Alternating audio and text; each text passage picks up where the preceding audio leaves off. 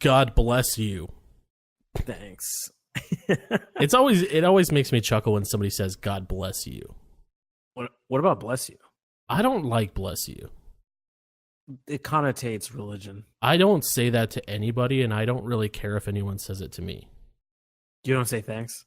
I do I say feel like thanks. at that point, Yeah, I do okay, say thanks. Yeah, I was gonna say you can't not say thanks. In fact, when I sneeze in the office and I have my headphones in, I take my headphone out to see if anyone says bless you, because I don't not want to say anything. I do actually get pissed when people don't say it, because there are people that always say it when somebody else sneezes, and then when I sneeze, sometimes people don't say it, and I'm like, "What the fuck did I do to you, bitch?" Dude, I think the same exact. Starts like an internal battle with myself. Like, why does this person hate me? Yeah, I also pissed when someone sneezes, they get the bless you, and then I sneeze maybe like 2 minutes later, and I don't get the bless you. I'm like, well, you clearly had enough energy to say it for him. Exactly. What's going on? If you're gonna say, if they didn't get, if there was one sneeze before me and I didn't get, and no one said bless you, and I sneezed and no one said bless you, I'd be fine. yeah. But when you, But if you're that first guy, yeah. If you're the first guy and you get the bless you, you have got to pass that on. Yeah. Like next sneeze, like if you sneeze, that guy that got the bless you has got to step in at that point and issue the bless you. Wicked smart, wicked cool, wicked fucking stupid, whatever the fuck. Something wicked. I'm baking like a toasted teaser. It's so hot here. My boy's wicked smart. Cause the boy is hotter than hot. He's hot, hot, hot. Are you not entertained? Are you not entertained? So happy Monday, everyone. Except for Kevin and I, we're doing this on Wednesday, which is weird. Yeah, feels weird. It's definitely weird. My dad's coming into town, so and he's coming into town tomorrow. So as much as I would have loved for him to be a part of the show, which I feel like I should have probably done that would probably been interesting. But we decided to record this on Wednesday instead of Fridays. But welcome everybody to another episode of Wicked Hot. Kevin and John. This week, Kevin, because we did the episode so early, I guess we did not post a guess on the Instagram, right? No, we didn't post anything because it would have been like 8 hours of guessing. Which would have maybe amounted to one comment. Yeah. That says nice. But we did actually get an answer to the poll that I posted about last week's episode about which scenario would you rather live in? Yes, the thing we wanted to keep doing. Yes. Yes. I guess the winner was Terminator, but also we had some guesses for, or some picks for Mad Max. Nobody picked 2012. Mad Max, really? Yeah. So those people are some kinky fucks. Yeah. The people that picked Mad Max. Yeah, I don't think I always said I'm convinced that I could maybe survive a machine than a human being. Yeah, I think so. Because the machine doesn't want to have sex with you. Mad Max is like, you're either a creepy fucking murderer or you're a sex slave. There's no in between. And then there's Mad Max. And then there's Mad Max. Yeah. He's the in between. Yeah, he is the in between, and no one can be Mad Max. But yeah, guys, so this week we are doing CGI that was ahead of its time. And of course, that wasn't ahead of its time, and it was terrible even then. Yeah. Which I'm really excited about, because I really wanted to look back at all the movies I could think of that I remember it being good, and then watch clips, and I was like, oh, maybe not. Yeah, I did that for all of mine, but one bad one came to mind, and when I saw it in theaters when I was like 6, at that time I was like, this is fucking terrible. So I knew I was going to do that for one of the bad ones. So that's awesome. kind of that's one of mine that I'm going to talk about. Sweet. Well, I'm looking forward to it. All right, guys. Again, CGI that was ahead of its time. CGI that's not ahead of its time, or wasn't ahead of its time at the time. Coming at you in 3, 2, 1. Get into it.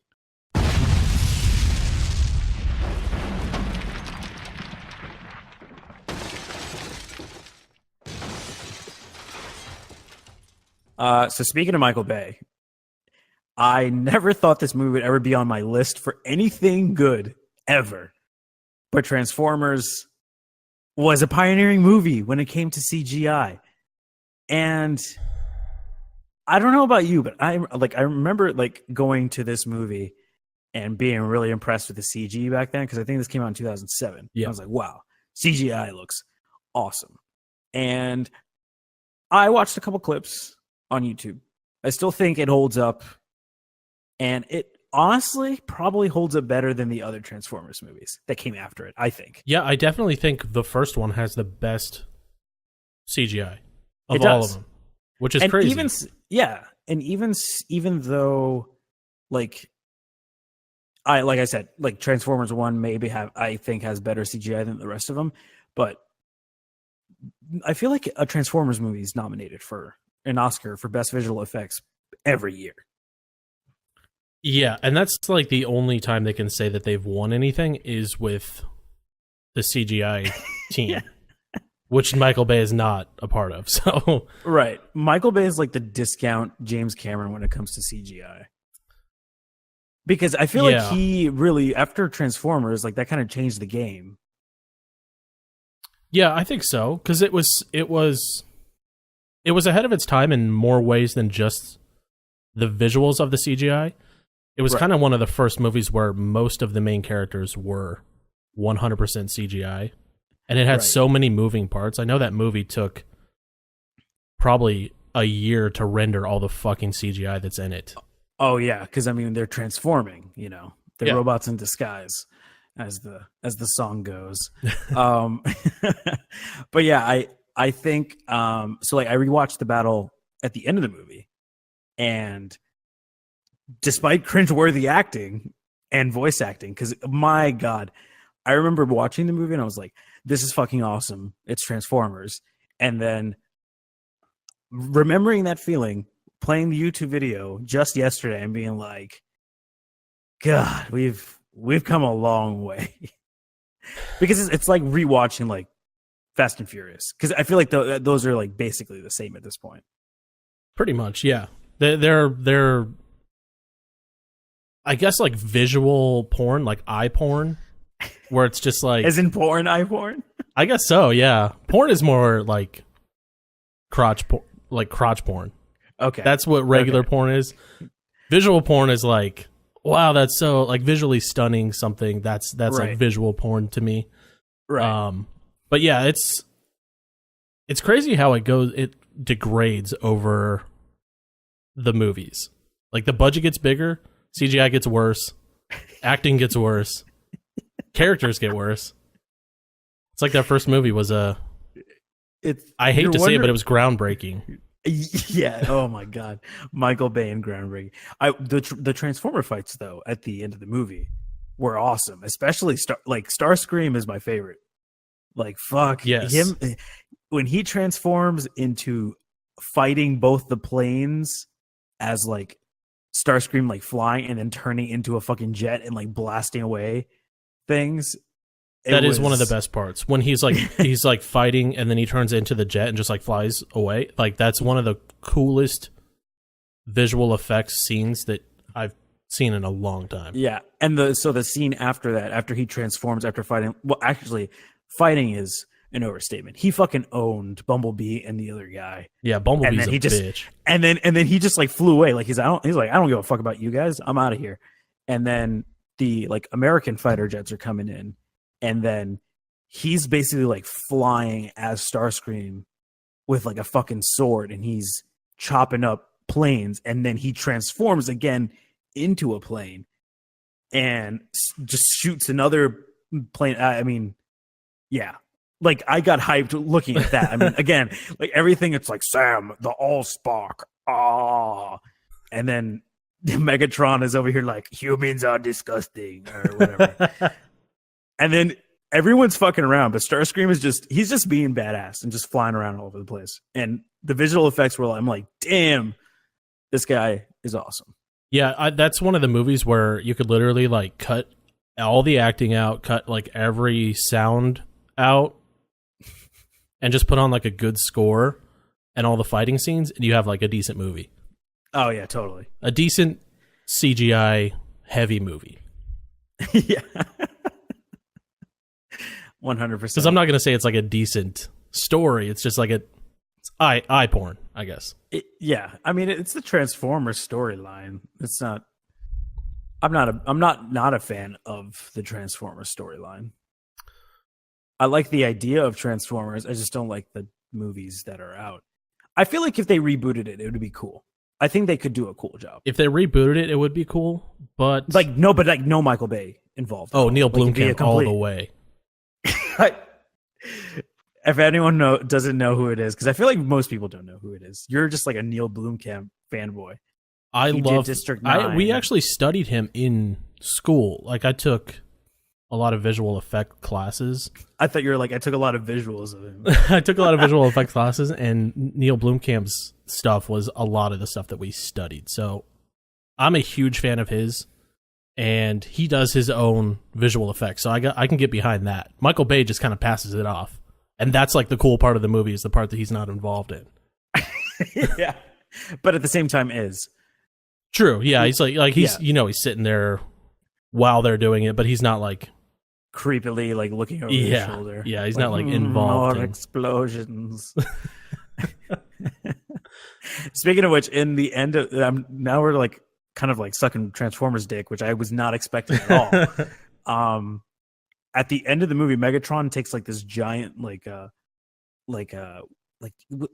cranes with the giant. What's the ball that fucking like a wrecking ball? Shit? A wrecking ball. You had it half. You had half the word right. The ball that demolishes. But he swings it at a part of a building, like structure wise, not like the interior of a building, flying through a building. He hits a column on the top of the building. And I guess they had C4 on them because they just explode. I'm like, whoa, I did not know concrete had those abilities. It's a column that's filled with gas. It's like a hollow, it's like a natural gas column. There you go. Yeah, that would make sense. If that's a thing, I guess. I don't think it is. A column made out of natural gas. I don't think so. Yeah, so this deals with Transformers that are robots. Kevin's next movie also deals with robots. Mine deals with robots in a very different way. So mine is Terminator 2. And specifically, I'm talking mostly about T-1000. Yeah. And how they do his effects, or like his CGI. And I went back and watched I know we talked about it before. I went back and watched the Insane Asylum. I don't even know like what it's officially called, like the Insane Asylum scene. Yeah, the one of our favorite scenes. Yes. Yeah. So that is when you see like him in his like Silver Surfer form, like he's all silver. He did look like Silver Surfer. That I was worried because this was going to be on either my bad or my good, and that really still holds up. The Silver Surfer part, him going through the bars when he's chasing her, that still really holds up for being a movie that is almost 30 years old. Yeah. Like insane the fact that all this shit holds up. And I went back and watched some more scenes, like the Arnold scenes with where he's got like the half his face ripped off and shit, and even the lava stuff. Right. At the end. That all of that shit holds up. So I watched the majority of the CGI heavy scenes, and pretty much everything held up. Nothing really looked out of place. I will say the only part of that movie that I think would look dated is when the whole tractor trailer blows up and he's like walking out of it, and he's like completely silver and it's like fire, like CGI, like blaze behind him. Because you got to have the Silver Surfer look, and then you have to have like the reflection of the fire. That actually didn't watch that. Yeah, I didn't watch that scene, so I'm not sure how. But I will say, I will agree with you. The Insane Asylum works because it's in like that perfect lighting where it almost looks like, you know what it reminds me of in Harry Potter, the unicorn blood. Yeah.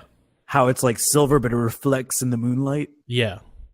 I always wanted unicorn blood. I'm like, that looks really cool. That's some Voldemort level thought process that you got right there. Well, it looks like liquid glass or something. Anyway, I digress. But yeah, like, so it looks like that. It blends perfectly with the environment it's around. And it's funny that you say Silver Surfer, because I'm thinking this probably looks better than like the 2000 something movie Fantastic Four and the Silver Surfer. Like, it looks, if it's lucky, to even be close to like almost looking like how it did back in Terminator 2. Yeah, I bet if you put them side by side, the Terminator 2 T-1000 is going to be way better than Silver Surfer.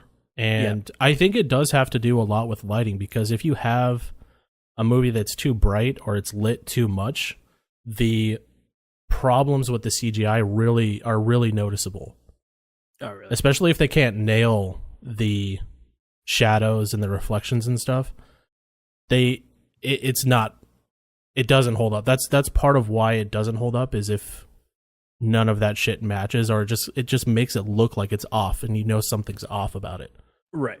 So with Terminator, when I went back and watched it, nothing looked out of place.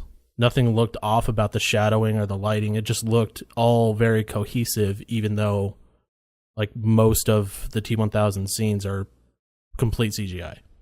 I know, that's crazy. And how did it look when he like repaired himself? Like when he gets shot and like when he gets shot, especially at the end, like when he's getting shot in the chest and then he like splits open. Oh yeah, when he gets shot with like the exploding round or whatever. Yeah, that really holds up. Like, it still looks really good, especially with him like repairing his bullet wounds when that's just like going back together. That looks really good. And I don't think they could even make it look better with today's technology. Like, it's that good. And we're talking about 30-year-old technology, or 28 or 29 years. Dude, fucking James Cameron, man. James Cameron, as much as I hate him, like, damn. Yeah.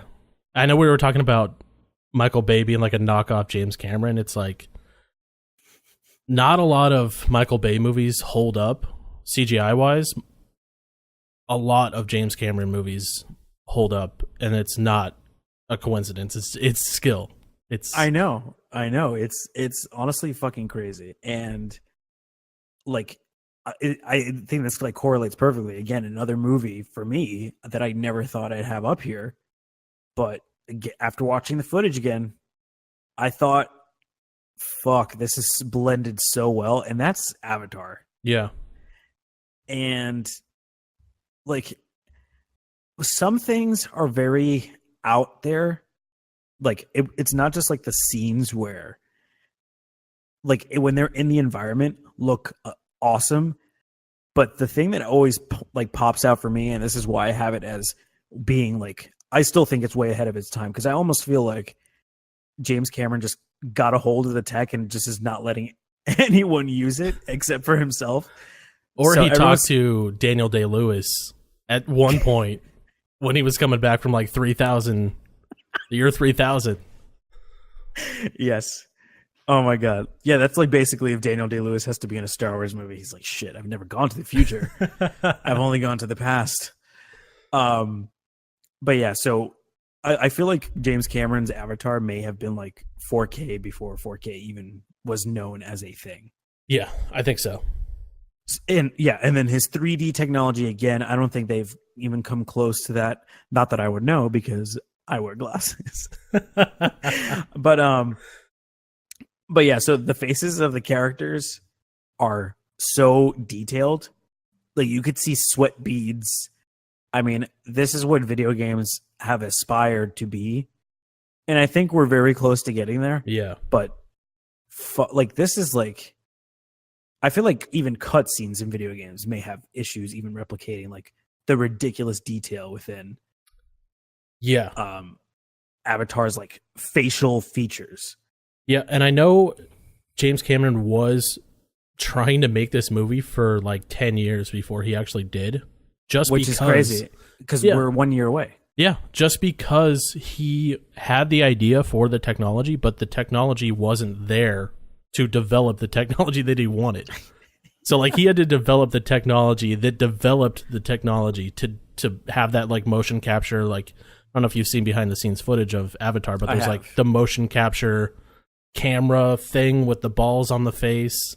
Yeah. And the like the contraption that they wear on their heads. It's insane. That's kind of what they're using now for video games and motion capture.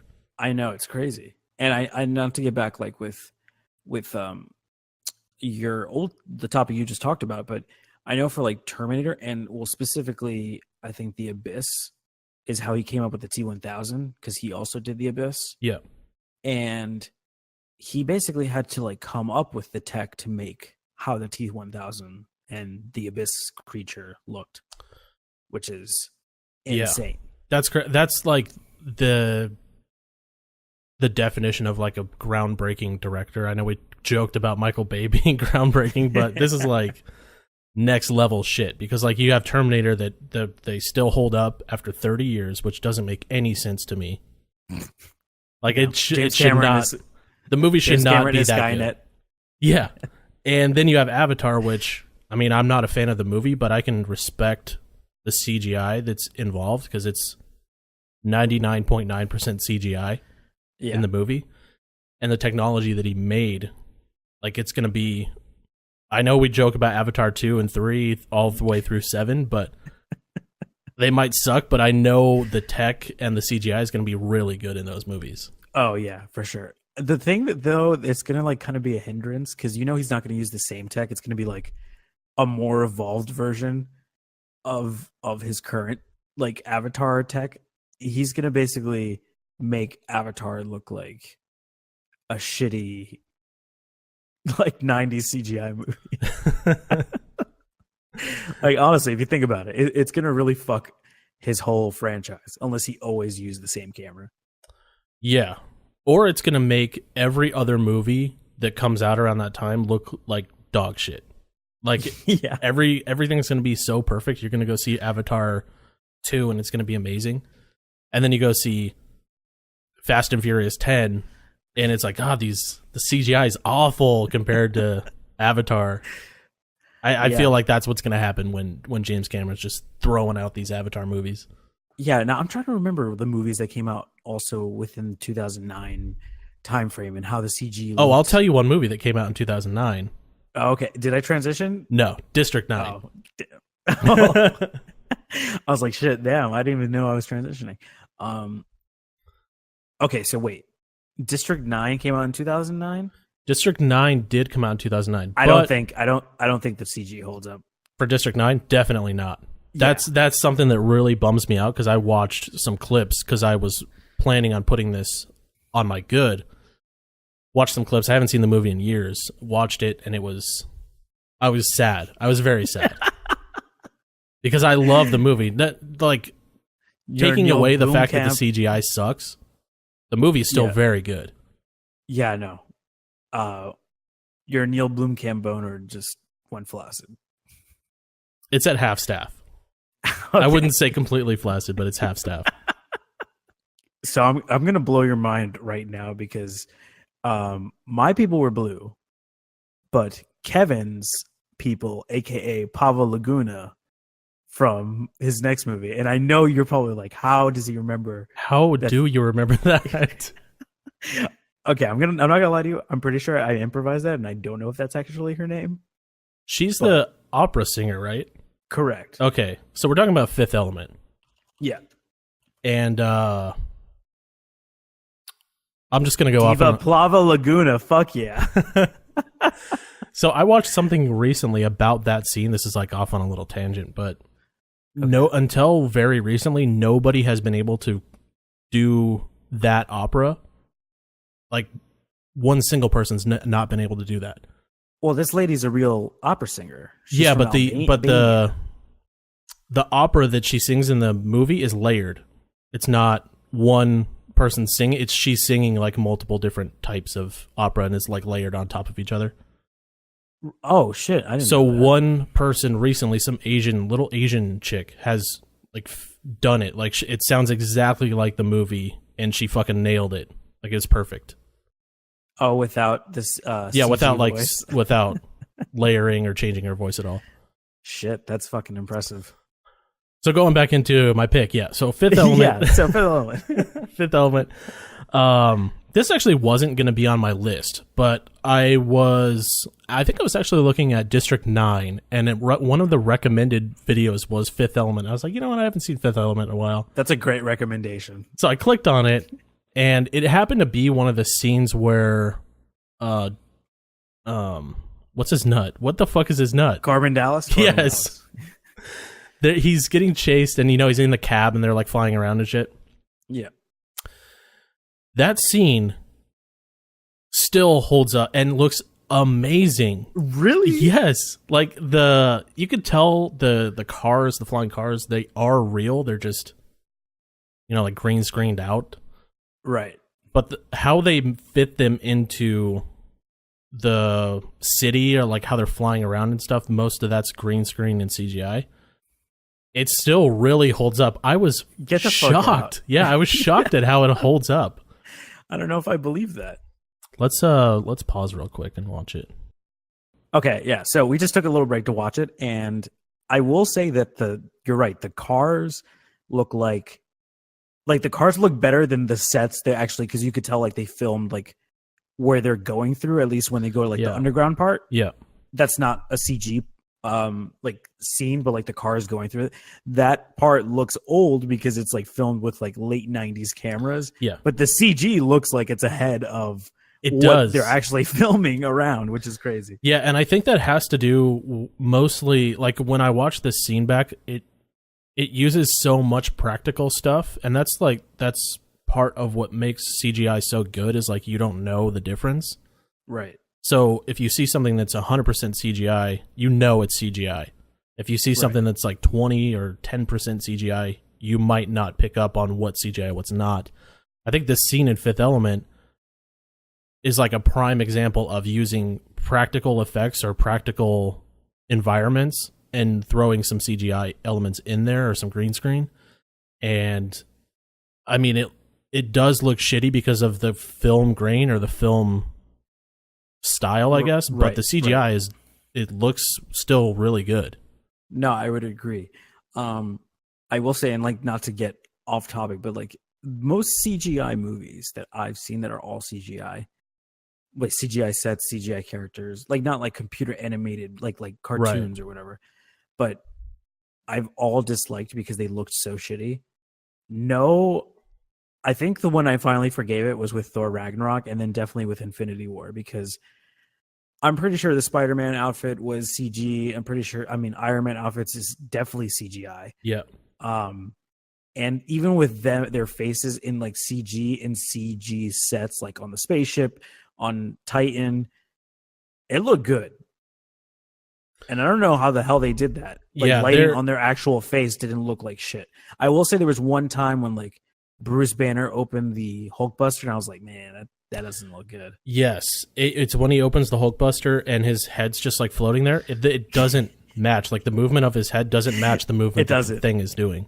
Right. But I did see a behind the scenes picture of, I can't think of the character's name, but it's the bad guy that is in the scene where Doctor Strange, like the first scene where Doctor Strange and Iron Man are farting. Ebony farting?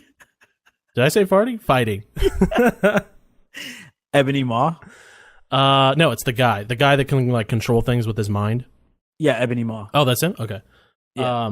So I saw a picture of that scene being filmed, and the guy is just in like the Avatar, like camera ball face thing. Yeah. None of that is makeup. That's true. If you look at the scene, like a picture of that guy, in the actual movie, it looks flawless. It looks like makeup. It does. So that, I will say, Thanos looked fucking good, like so good. Yes, like his face, the faces just were really good. So maybe we did get up to that Avatar level. Yeah, and I know like sometimes when you see, I don't know if most people know this, but like we were talking about Bruce Banner being in the Hulkbuster suit. There's different teams or even different companies that work on different sections of the movie So there could have been a completely different company working on just that Hulkbuster thing with Mark Ruffalo in it. Right. And a completely different company working on the Iron Man suit. Like, that's how the CGI stuff works, is like they have multiple teams, multiple companies working on one aspect of the movie. Right. Now, back to Fifth Element. Oh, yeah, Fifth Element. Yeah, Fifth Element. I mean, the way that they blended like practical and CGI, that's the key. That's just like not to like to kind of bring our side tangent back. That's basically what we're saying. It's like putting both of those two things together just make it, in my opinion, just much better. It's just so much better. Yeah, like I said before, like if you see something that's 100% CGI, it doesn't look right, or something about it just isn't right, even if it's done very well. So if you throw in the practical effects, like they do with Jaws, like Jaws, everything's practical. I mean, that's what holds up about movies is the practical stuff, not the CGI. Right. Yeah, that's kind of like a cheat code at this point, like nowadays. Yeah. I mean, granted, we could never get movies, like huge movies that we know and love today, but without it. But yeah, I feel like sometimes it could be a gift and a curse. So that's kind of why if you look at Jurassic Park and you look at Jurassic World, like side by side, Jurassic Park still looks amazing and Jurassic World looks like shit. It's because they used 100% effects on everything. And then what you have with Jurassic Park, most of it's animatronic with some CGI in it. Right. Can I just tell you how much of a loser I was when I saw Jurassic World? Everyone else was like nutting their ball sacks. How does that work? I don't know. When I first saw it, enjoyed it, but like when they first showed the raptors, everyone was like, "Yeah," they were into it, and I was like, "Where's the animatronic? Like this is fucking bullshit." Because the Jurassic Park it was just all animatronics. Yeah, like very little CGI in Jurassic Park. When me and Kathy saw Jurassic World in theaters, and Jurassic Park is her favorite movie of all time, and we saw mainly the end scene where like the raptor saves everybody miraculously and the T-Rex comes in. Me and Kathy turned and laughed in the theater while everyone is nutting their ball sacks. Me and Kathy laughed about how horrible the CGI was, and it just ruined the whole movie for me. Yeah, 100%. But another movie that has all CGI, speaking of which, it's I'm going to just say it, Star Wars Episode 1, Phantom Menace. Okay. And I never thought anything could ever get worse when you have CGI basically everything. Everything under the sun, specifically, and I hate when they do this shit, for normal non-action scenes, like the background, like the entire set is CGI. So they could be sitting at a table and everything around them is CGI. See, that's what I don't like, because I know CGI cost a lot of money, especially back then in like 2001, or maybe this was 1999. So this was probably made in like 97. Okay. So it would have been cheaper to just make the fucking set than to make everything CGI. Yeah, and what's really sad is that there's this amazing place in Italy that the Naboo Palace is based on. So that's like the main palace. Yes, I remember that happens in the movie. Yeah. And they film on set. Nope. It looks like, you know what it reminds me of?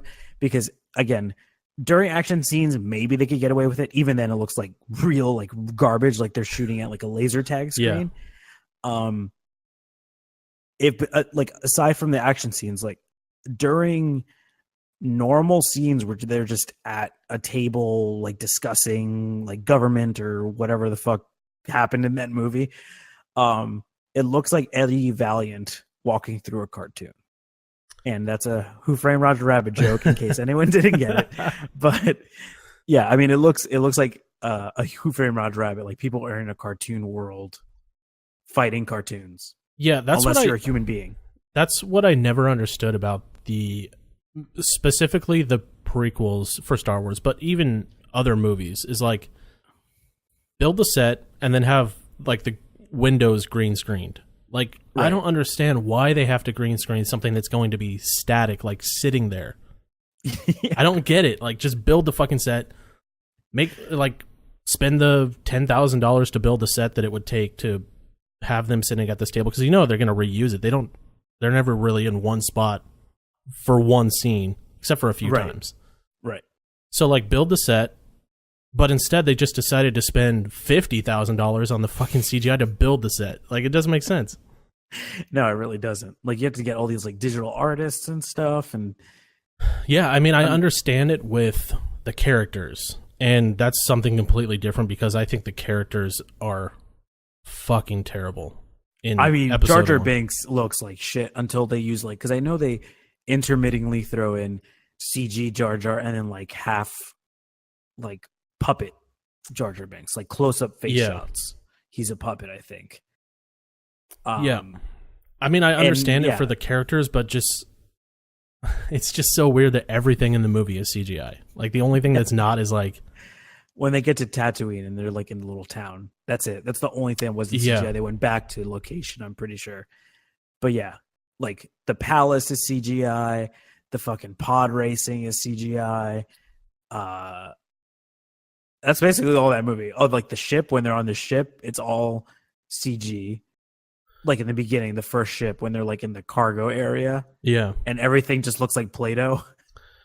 That's what the CG. The CG back then in the 90s basically looked like Play-Doh. And that's how it looked in this movie. Like Jar Jar, like all the big like singular characters that weren't just like the droids. Yeah. They all look like crap. Yeah. That movie in general, I have a really bad memory about it. So I hate the movie. I don't hate Darth Maul though.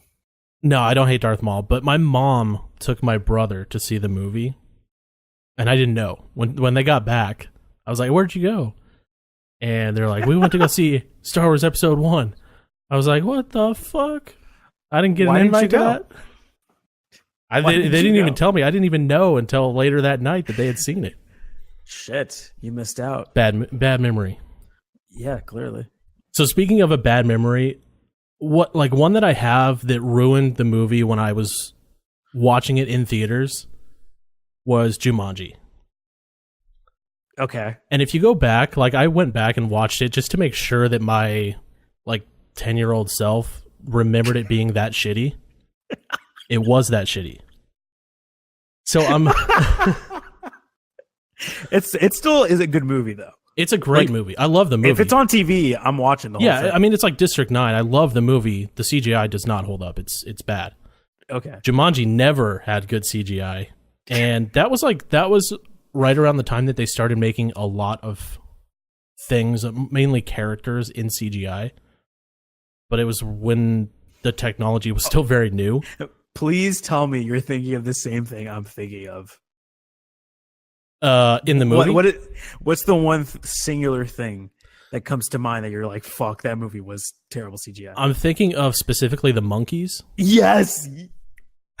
Dude, I was thinking the exact same thing. Those fucking monkeys with human teeth. Yes, there's two scenes with the monkeys, and that's honestly what ruined the movie for me when I saw it in theaters. So the first scene, when the monkeys are like fucking with David Alan Grier, like his motorcycle, or no, his car, and the cop car. Yeah, that scene is so bad, and the CGI, like we talked about with Terminator, where the lighting has to be good for the CGI to hold up, and it has to match the scene. Yep. The monkeys in Jumanji, they have no shading. They don't cast a shadow. I don't know if you noticed that. They don't cast a shadow.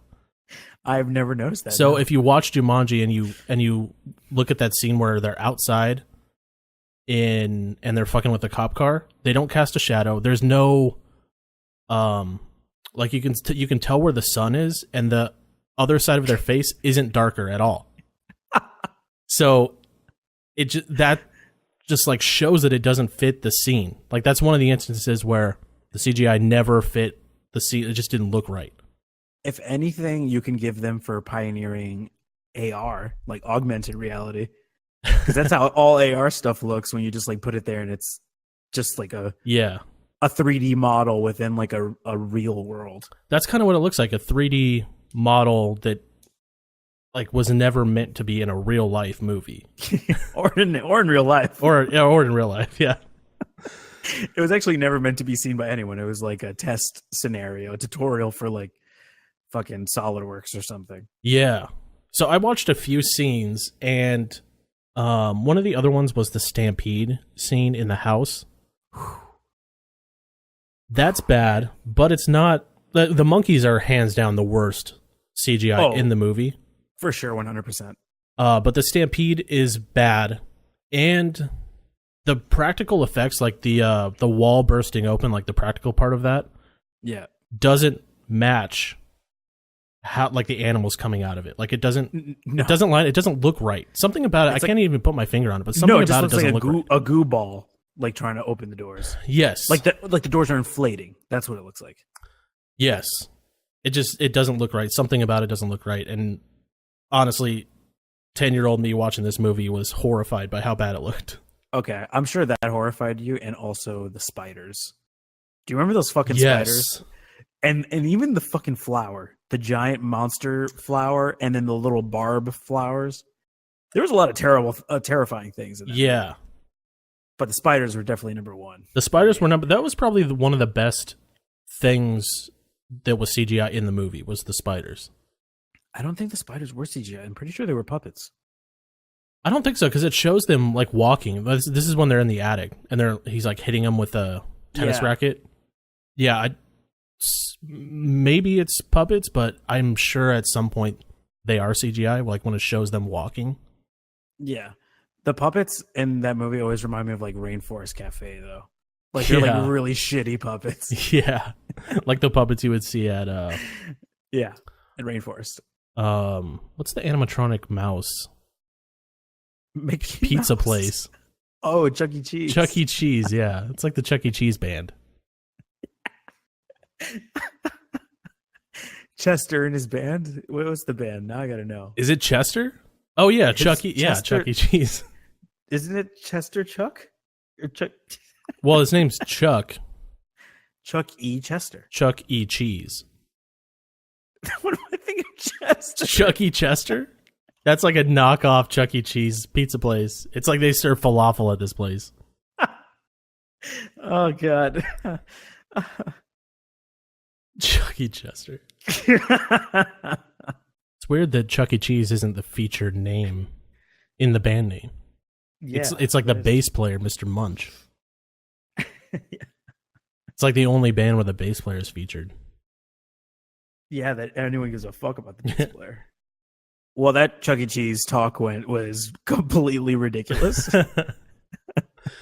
Yeah, I'll just get into my next one. But so my next one, despite my love for this franchise and the comedic properties of this particular movie, the CG is probably some of the worst ever.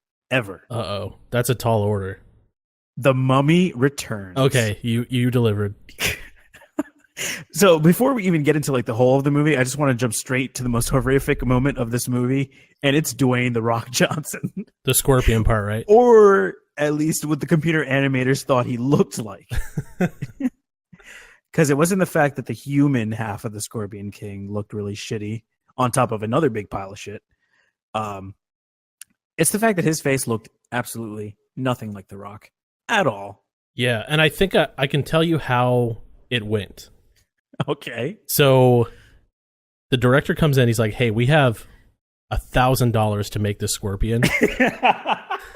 And the CGI guy is like, well, I have this Indian guy asset that's already made.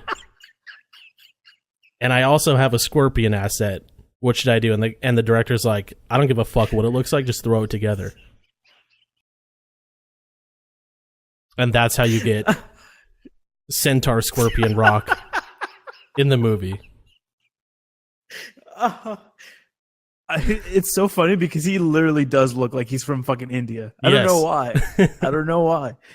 And I feel like most people, if they watch this movie, they could completely miss the connection from when The Rock appears as himself on screen in the beginning of the movie to like the monstrosity of a doppelganger at the end.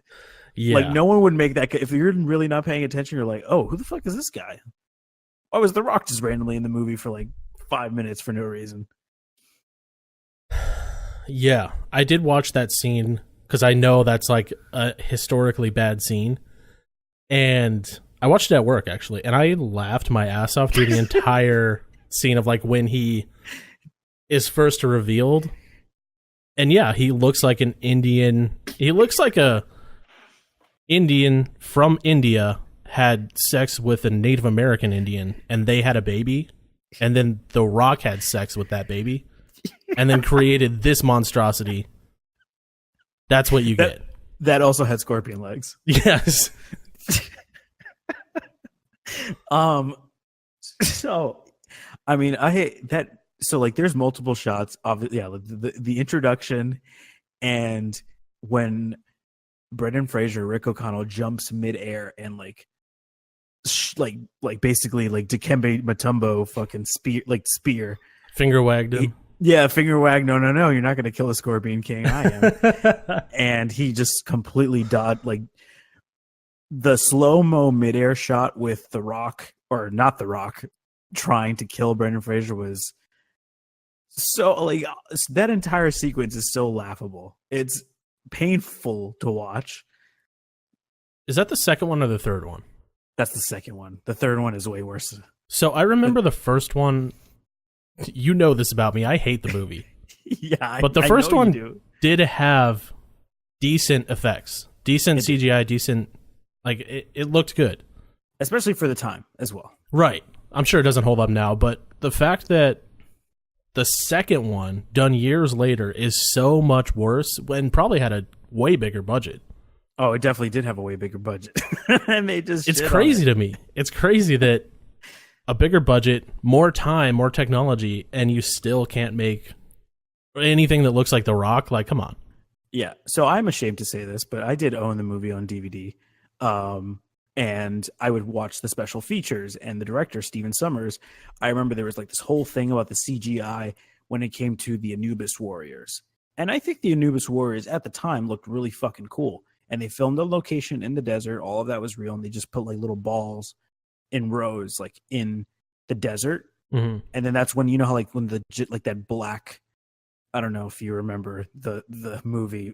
I'm sure not most people do, but there's a scene in the movie where the Rock imposter summons the Scorpion King's army, which is a bunch of like jackal warriors, which is Anubis. And it's like this black sea of, it looks like scarabs or whatever. Mm-hmm. And then they become like mold, and then they like stand up, and then they just shake off like this like dust or dirt. And that looks pretty cool. And they look really fucking cool. And I'm pretty sure that's where the budget went. Yeah. We could have a situation like we have with every movie nowadays, like how I was talking with Infinity Wars, like different teams were doing different CGI at the time. Yeah.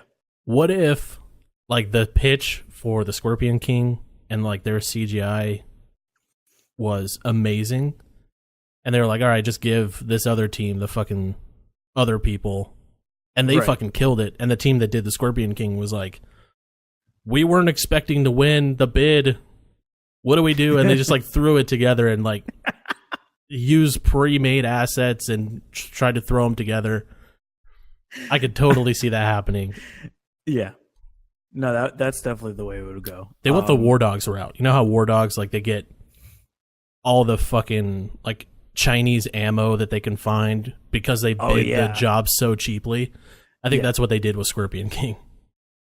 They just like overperform to undersell, or right? Undersold. Yes. No. Yeah. Yeah. You're right. Yeah. Okay. Or their mock-up was amazing and they couldn't actually deliver on what they told them they could. They're like, this is what it would look like, but we can't actually make any animations or add any. It probably was like a normal Scorpion. Just like a picture of the Scorpion and then the Rock like superimposed on top of each other. Oh god, it's just like a really poorly edited, like him doing like fucking the people's elbow. What was the move? Yes, the people's elbow, right? And then he had the eyebrow thing. What was the eyebrow? The eyebrow thing.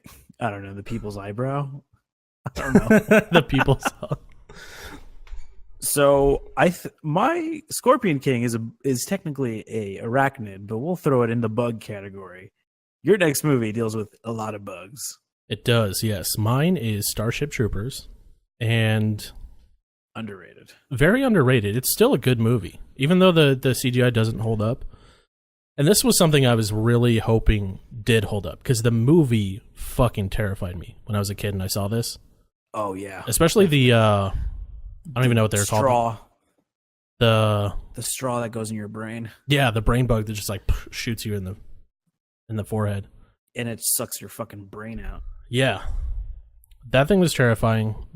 Mainly the I don't even know what they're called, but they look like dragoons from StarCraft. Like the soldier bugs. There's like yes. most of those. Yes. So I watched a few scenes, and for the most part, it did look decent. It didn't look like I thought it would look. You know, like Starship Troopers 2 and 3 are so bad. Like, CGI is so bad. Well, I think that's when they dropped all the funding. That was like the straight to VHS. Yeah, for sure. straight to Laserdisc. Yeah. But Starship Troopers like really did hold up for the most part, and then some of the scenes that I watched were god awful. Like, you could see Like which one specifically? the one where the bugs are infiltrating the base, and it's like in the middle, like towards the end, like the end half of the movie. Yeah. It's like in a desert setting, and all the bugs are just like coming in to get into this base. Oh yes, I do Great remember this scene. And I was hyped up watching it, but the bugs did not hold up, and it goes back to the thing with Jumanji is like they didn't get the lighting right. They didn't have shadows right. They didn't have textures right, and it kind of ruins it for me, because they do use some practical effects and they do use some animatronic stuff, like when there's like close-ups and you could see the bug arms. Like, that's all animatronic and puppets and stuff. But the CGI is so bad. And then later on in some other scenes where they really focus on the bugs, it just does not look right. It just damn. Yeah. And then there's one scene where this desert scene where there's a guy shooting. Like, he's like, the camera is aiming down the barrel, and there's a bug, and it doesn't line up like how he's shooting. It just doesn't look right. Like, the bug is off to the right way more than where this guy is aiming. Is this guy a wanted assassin? Like that old, This is gonna curve the bullet. No, yeah, curve of the bullet. Yeah. no, it's not that kind of situation. But it's oversight on something that could have easily been fixed. Right. And there was a lot of oversight on most CGI aspects of the movie. Well, that's disappointing. Yeah. It seems like when you have the ability to kind of put the bug wherever you want, it should be pretty easy. It should be. It's It should it's line up almost as- with the barrel of the gun. Yes. It's almost like the director was saying, "Okay, the bug's already been made, so you basically have to find out where it is and shoot." And that's what he's doing. He's like, "I don't even know where it is." And then they just get the shot. They're like, "All right, he's been at it all day. That's the closest he's gotten." So it's like 500 takes. That would be so ridiculous if they did all the CGI first and then made everyone like act around where the shit is. oh my god, that would be funny actually. So I see the director coming over. He's like, "All right, you don't see it, but there's a bug 500 yards away, and we've already shot this, so you really need to nail it." And the guy's like, "Oh fuck!" And This reminds me of Whose Line Is It Anyway? yeah, it does. And he just can't get it. And they're like, "All right, fuck it. We've wasted like a mile worth of film," because they were shooting on film back in 1997. So Yeah, now time to spend another 10,000 on that CGI correctness or whatever correction. yeah, Oh god. All right, cool. Well, Kevin, I have one last question for you. shoot. What is the worst CGI used in a superhero movie out of 3 options? Oh god. Wolverine's claws and X-Men Origins Wolverine, all of Gotham City in any Joel Schumacher interpretation, Fuck.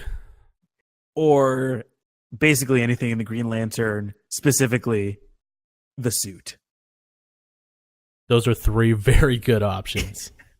Meaning they're all three very bad options. Right. And I try to pick more modern ones because like Wolverine Origins is very recent, and so is Green Lantern, and it does not hold up. As much as I want to say Green Lantern, the Wolverine claws they look like images, like picture images that they didn't even make. It's just like a GIF or like a PNG slapped on top of the film, and they just like rotoscoped it in there, and it's just like following his hand. It doesn't make sense.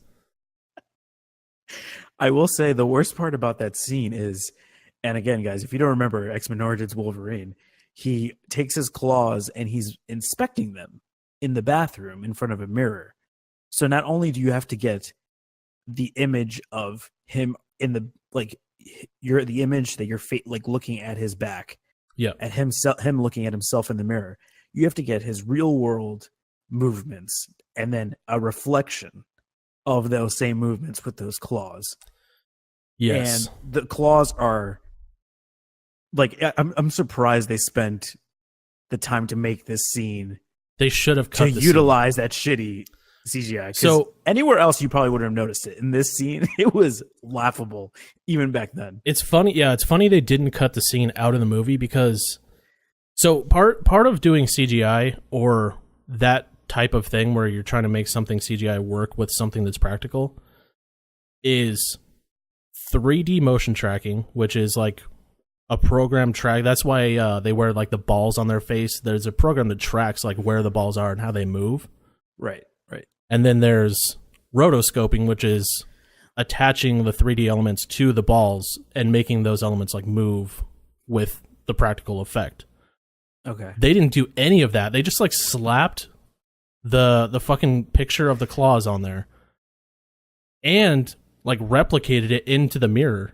It doesn't move correctly. It doesn't like it. Again, going back to I hate saying the coloring and the shading was wrong, but there's no, like, it doesn't fit the environment at all.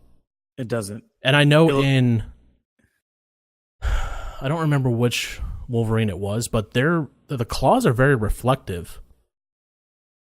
Yeah. In that scene, they're kind of matte. They're not very reflective. But they're like matte, like white. Because they're trying to imitate reflection, like light reflection. Yeah. But they're just white. It doesn't match properly because the light is so you're seeing like over his shoulder into the mirror. The light is where the mirror is, but the reflection on the claws is coming from behind him. So it doesn't make sense. I'm glad that we're both on this. It seems like all the questions I ask you, we're always on the same answer. Pretty much, yeah. Yeah. But right, again, guys, we'll ask this on the Twitter and we'll see what everyone else says. Yeah, so just like we did for last week's episode, we will be doing the same thing for this week's episode. Again, the question is, if the claws are the worst, Gotham City or, the Green Lantern suit. So take a look at those. Take a look at them on videos because they are seriously laughable. Yeah, pictures doesn't do the horribleness justice. No, I'm sure you could look it up and find it pretty easily. Yeah. But another thing you would like to find easily is our podcast, which can be featured on iTunes, Google Play, Stitcher Radio, and YouTube. Just go ahead and search Wicked Hot Podcast because obviously you already found us on something. You could find us again by doing that. And again, if you do listen to the episode on iTunes, please give us a 5-star rating and or review. And we really appreciate it, guys, because it helps us get on to the front page of iTunes. And for any news, and obviously for the questions, give us a follow on Twitter. Should we do it on... I don't think we could do polls on Instagram, right? No, I don't think so. Okay. Maybe we'll... Yeah, just on the Twitter. Yeah, because we don't have the capability, I guess, to do it on the Instagram. So follow us at Wicked Hot Talk on both accounts, though, because we still post the guesses for the next week's episode. But Kevin, I don't know if you have anything else, but I think we are all set here for today. Yeah, the only thing I have, I don't know if this is dating us at all, but the t-shirts are on sale for like the next week or two. Okay. So, yeah, check out the t-shirts. Wicked Hot. It's TeePublic, and just like search for the Wicked Hot store. Yep. Or just look at our Twitter. It's posted on there. Yeah, it's posted on Twitter, and we actually released 2 pretty cool new shirts, didn't we? Yeah, Thor Ragnarok themed shirts. The Hela one with Valkyrie, the battle scene. That's a great scene. Yeah. And then, as we talked about before, the bridge scene where Thor goes all Cascades. Raiden on him. Yeah, he does. They even had the Raiden electricity noise, like the. Yeah, It's like a. like from Mortal Kombat. Yeah, like the original movie. Yeah, Yeah, I'm wondering if they actually pulled that, but that would be pretty cool. that would be funny. All right, cool guys. Well, we'll see you guys next week on another episode of Wicked Hot. Bye, everybody.